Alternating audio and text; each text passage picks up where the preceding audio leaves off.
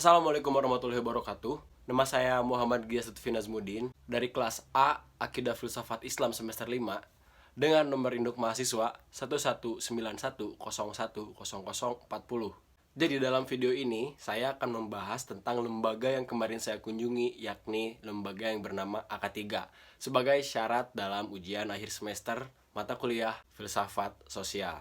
AK3 ini adalah lembaga penelitian non-profit dan independen yang secara khusus bergerak pada 3 fokus, yakni kegiatan penelitian sosial, monitoring, dan evaluasi program-program pembangunan, serta rekomendasi kebijakan. AK3 sendiri berdiri pada tahun 1991, didirikan oleh sekelompok peneliti asal ITB dan IPB. ITB itu Institut Teknologi Bandung dan Institut Pertanian Bogor. Yang kala itu, ITB dan IPB ini menjalankan sebuah riset kolaborasi tentang pembangunan pedesaan bersama peneliti dari Institute for Social Studies. Nah, AK3 ini mengarahkan dirinya untuk menjadi rujukan terdepan penelitian bagi perubahan kaum marginal di Indonesia melalui kegiatan riset, advokasi, dan pertukaran pengetahuan.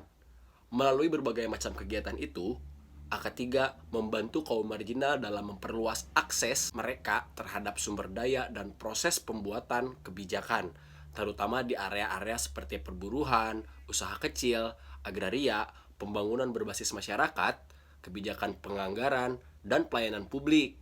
Penelitian AK3 pada umumnya dilakukan dengan metode kualitatif, dengan tetap memperhatikan data kuantitatif yang terkait. Data primer diperoleh dengan wawancara mendalam, observasi langsung, diskusi kelompok terfokus, dan survei.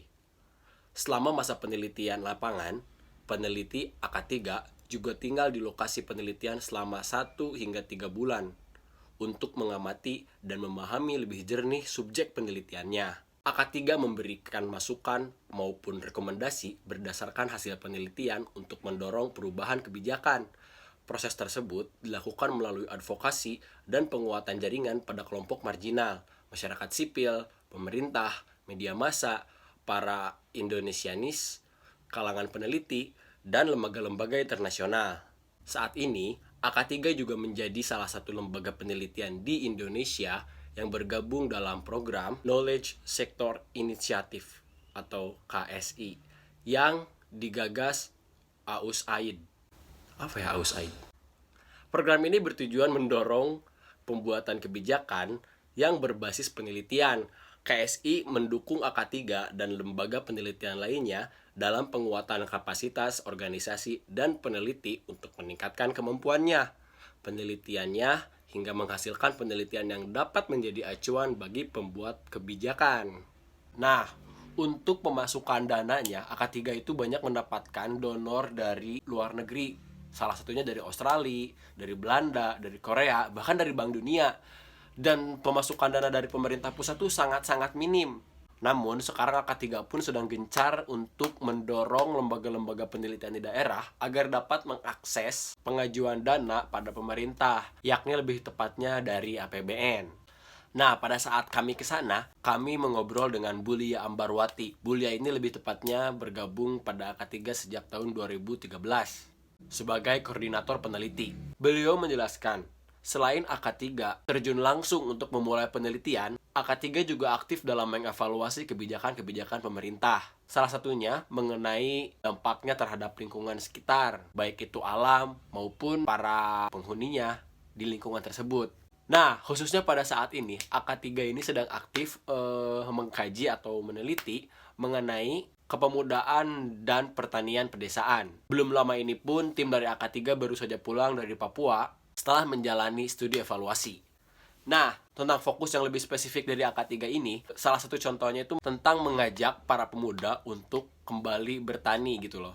Bagaimana menumbuhkan rasa atau keinginan para pemuda untuk bertani, bercocok tanam, dan menghilangkan stigma dari kaum-kaum yang lebih tua mengenai trust issue kepada pemuda atau keraguan-raguan seperti pemuda mana bisa sih bercocok tanam segala macam. Nah, AK3 ini pun selain mendorong minat pemudanya juga mencoba untuk menghapuskan stigma-stigma itu. Dan pihak AK3 pun memberi saran kepada kita selaku mahasiswa, kita para akademisi yang memiliki akses ke media atau segala macam, kita bisa melakukan kampanye atau ajakan-ajakan mengenai bercocok tanam ini setelah sebelumnya kita mendapatkan hasil dari daerah pedesaannya langsung.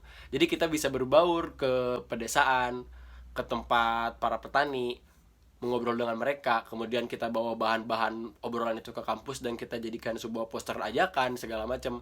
Itulah yang bisa kita lakukan sekarang untuk mengajak atau meningkatkan kembali minat para petani muda.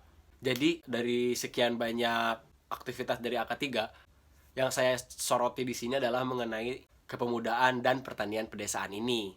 Jadi ya itulah yang kita sebagai mahasiswa bisa lakukan, karena kita bisa mengakses dunia luar lebih luas, kita bisa bertemu orang dari mana-mana di kampus, kita bisa mengajak dan melakukan kampanye tentang kepemudaan dan pertanian pedesaan ini, seperti yang dilakukan oleh AK3 itu sendiri. Mungkin segitu saja. Saya Muhammad Gesut Nazmuddin. Mohon maaf bila ada salah-salah kata. Wassalamualaikum warahmatullahi wabarakatuh.